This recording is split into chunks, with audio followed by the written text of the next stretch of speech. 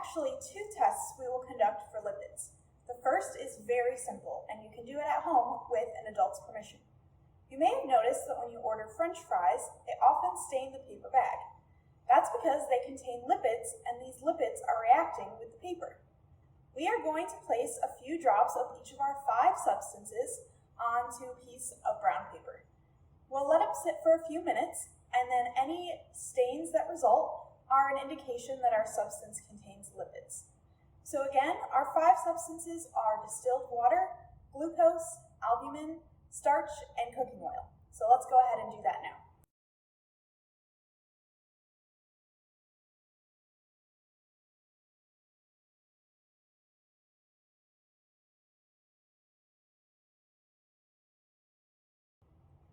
All right, while we wait for that to dry, we can conduct our second experiment.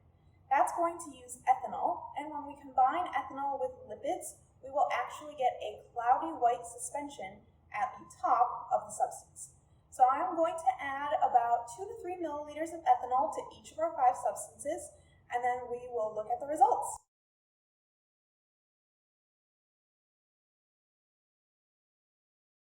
Let's look at our results. So if we take a closer look, we'll see that test tube 5 is the only one with a translucent or cloudy layer at the top. The rest of them look exactly the same as before we added the ethanol. So from these results, we can determine that test tube 5, which contains cooking oil, also contains lipids, while the other 4 test tubes do not contain lipids. So make sure to go ahead and record that on your data sheet.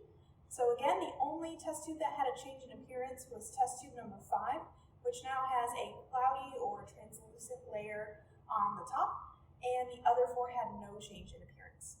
Our paper towel has dried. Let's take a closer look. Taking a closer look at our paper towel, we can see that circle number 5 is the only one whose appearance changed. The rest of the circles regained a normal appearance after the samples dried. From these results, we can conclude that sample 5, which was our cooking oil, contains lipids, while the other 4 samples do not. Be sure to record this on your data sheet. You should now have all the data you need to record your results in the lipids section. Make sure to indicate any color changes or changes in appearance that you saw, and whether or not each sample contains lipids.